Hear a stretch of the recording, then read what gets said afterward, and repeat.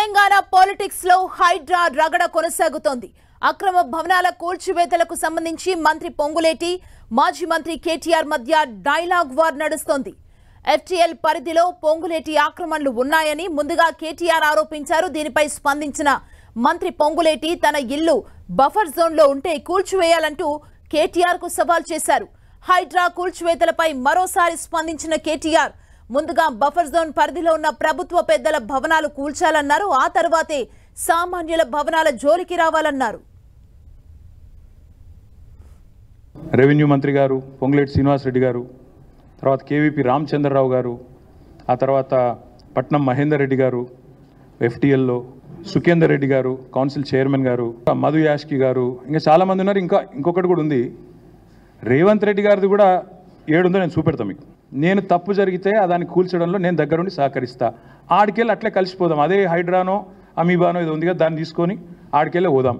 పోయి సీదా మనం పొంగులేటి శ్రీనివాస్ రెడ్డి గారితో మొదలు పెడదాం. ఎందుకంటే మంత్రి గారు కదా, వాళ్ళ తమ్ముడు కూడా అక్కడే ఉన్నాడు ఎఫ్టీఎల్లో. కూలగొడదాం. చలో ఒకటే రోజు మనందరం ప్రజలకు పారదర్శకంగా ముందుండి నిలబడదాం. మీరు మేము, నాకు ఎలాంటి ఇబ్బంది లేదు, ఎలాంటి అభ్యంతరం లేదు. If they want to take some action, let them take. Revenue మంత్రి ఇల్లు ఎంఐ సాగర్ ఎఫ్టీఎల్లో ఉంది. రెవెన్యూ మంత్రి ఇల్లు ఎంఐ సాగర్ బఫర్ జోన్ లో ఉంది.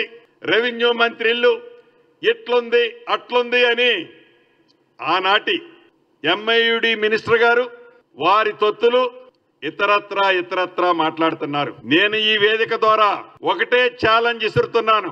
మీరు ఎంఐయుడి మినిస్టర్ గా సుమారు 6-7 సంవత్సరాలు పనిచేశారు. మీ బావ హరీష్ రావు గారు ఇరిగేషన్ మంత్రిగా 5 సంవత్సరాలు పైచిలకు పనిచేశారు. ఈ వేదిక మీద నుంచి హైడ్రా అధికారి రంగనాథ్ గారిని ఆదేశిస్తున్నాను. రేపు వెళ్తారా, ఎల్లుండి వెళ్తారా, వాళ్ళనే ఒక కొత్త టేబు కొనుక్కొని రమ్మనండి. టేబు కొనుక్కొచ్చి నా ఇల్లు ఎఫ్టీఎల్ లో ఉన్న బఫర్ జోన్ లో ఉన్న చివరికి ఒక ఇటుక పెట్ట ఉన్నా ఎమ్మటే పడగొట్టండి. ఇల్లు మొత్తం దాంట్లో ఉంటే ఇల్లు మొత్తం పడగొట్టండి. This is my challenge, Ponguleti challenge.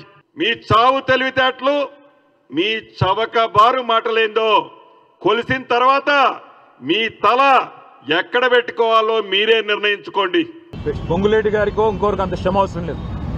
FTL బఫర్లో ఉన్న ప్రతి నిర్మాణం ఇప్పటికే అన్ని సెటిలైట్ మ్యాప్లు ఉన్నాయి. ఆయనంత బాధ కూడా పడాల్సిన అవసరం లేదు.